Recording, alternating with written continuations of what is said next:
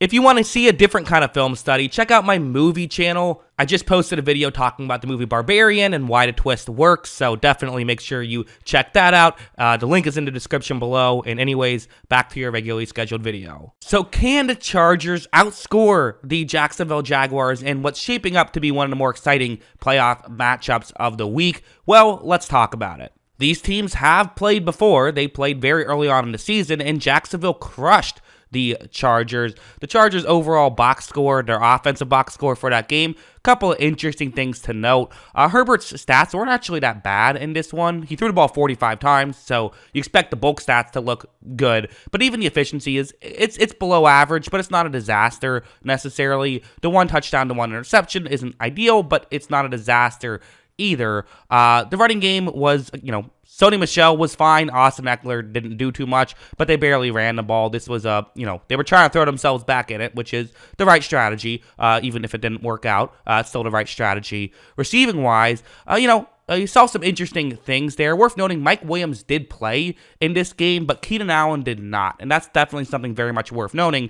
As we were thinking that they were going to have both of those guys healthy for this next matchup, but now with Mike Williams probably not playing, this kind of means they're flipped, so, that's just interesting. But Josh Palmer had a good day, nearly 100 yards, and it was kind of just, like Jalen Guyton, Austin Eckler, and DeAndre Carter, Gerald Everett were the guys, so, kind of a weird game.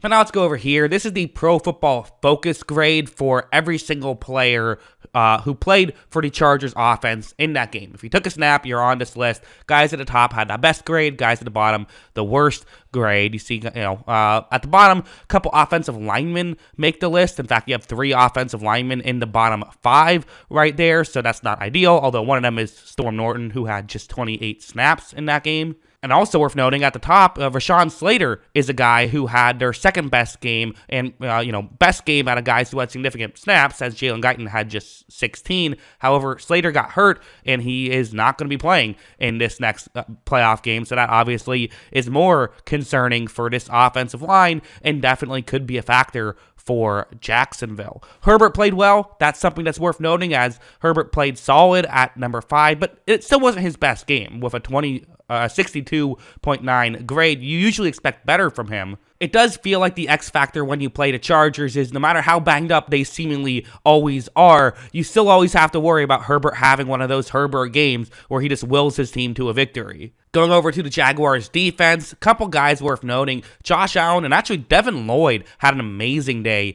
in this one. And, watching the tape, which we're about to get to, he was jumping off the tape in that one. So he hasn't had his best rookie season. It's been weird how he started off so strong and has kind of fallen off since then, which I don't know exactly. That's usually the opposite of how it works. I'm not sure exactly why, but potentially getting him back into, playing the team that he's had so much success with the first time, maybe you could recapture that potentially. And Josh Allen will go off, that. Also, Arden Key, very high up. He had that big, Week 18 game against the Titans. So, also notably at the bottom, you have Darius Williams, sort of significantly in last place here. But it's also worth noting he's struggled early on this season, but had done some nice schematic things that kind of seem like put him back into a role he's more comfortable with, and he's played a lot better this past month of the season or so. But yeah, everyone played well. This was a good Trayvon Walker game. Pretty much everyone for the Jaguars were good in this one, which makes sense given the final score. But okay, film time. So, is history just destined to repeat itself? Is this just going to be a complete disaster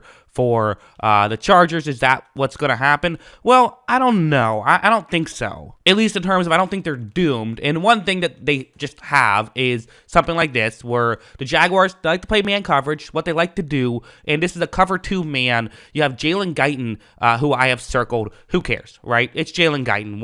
What does this matter? Why are we paying attention to this? Well, I actually think that the secondary receivers for the Chargers, those are going to be the guys that have to come through for LA. I think that if they're going to win, it's going to have to be through that. Because watch this play and watch how when Herbert takes the snap, it seems like the safeties kind of get split a little bit. They both look over in an area where they're covering 2 guys closer towards the sideline. So over the middle, you can kind of see how it's open, but it's not open, right? You can't make this throw. You see Herbert, he's even off balance. This is not a play you can make. No quarterback coach would say, oh yeah, you got to hit this throw right here. I guess unless you're the coach of Justin Herbert. I mean, watch this absurd throw. That's an insane play to be able to pick up that gain right there. And the reality is that's something that if Herbert can do, if Herbert can get a couple of those, that could flip the game. And you better believe if you're a Jacksonville fan,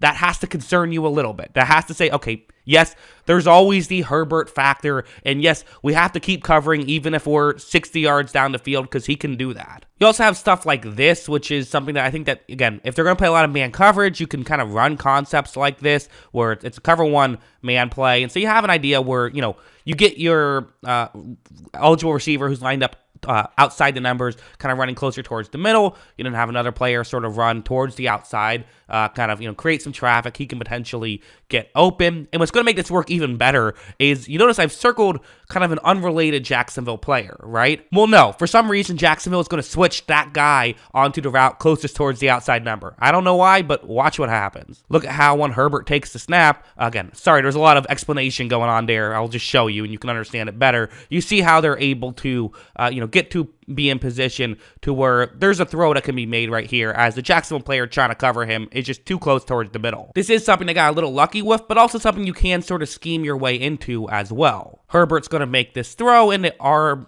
not able to pick up the first down as the throw was a bit off. And that's just something that, again, like I said, was not Herbert's best day. He wasn't terrible, but it wasn't his best either. And that's something that you definitely hope turns around for if you're a Chargers fan, and that could be how you could, win this football game. But the reality is, the last time these two teams played, Jacksonville just covered very well. I mean, again, I know Darius Williams had the low grade, but other than that, there really was not guys getting open in this one, and this is an example where, again, one-on-one matchup on the outside. This is the stuff that you want to win. Will they win more with Keenan Allen out there? Sure, but again, like I said, they still had Mike Williams in this game. Watch how when this play begins, you're going to see that right here, is it open? I don't know. It's a one-on-one matchup. Might as well take this chance. But what Herbert does, it looks like they weren't even on the same page there. So not only are you not really getting separation, but you're also not on the same page. So two things going wrong at once is just obviously not a great situation for the Chargers. All right, predictions time here. So the Jacksonville defense,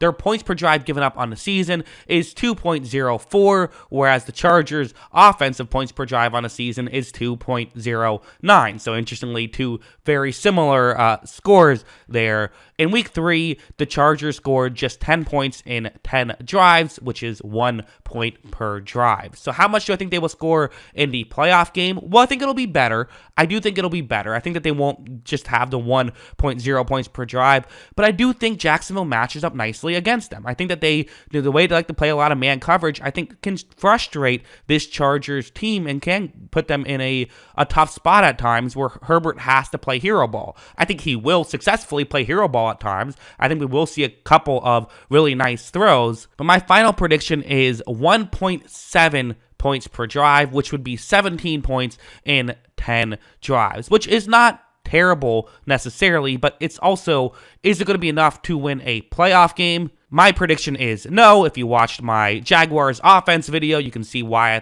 feel like the Jaguars offense will attack the Chargers defense the way that they will and all that interesting stuff. I like both these teams. I think they're both solid teams, but I think Jacksonville just matches up nicely against them. I do have this as a one-score game, right? I don't have this as a blowout necessarily, but I do think that Jacksonville should be able to win by, by 8 points, clearly, is what I have here for the Chargers. Get a couple of good Justin Herbert plays, and who knows, maybe if Lawrence doesn't have a great day, that could be enough for you to get the victory. You do have a massive quarterback advantage, in my opinion. That's the main thing you have going for you, so use that the best way you can. That could be how they win, but I have Jacksonville winning. That's what I think. What do you guys think? Let me know in the comments below. Always love hearing from you, and of course, as always, thanks for watching.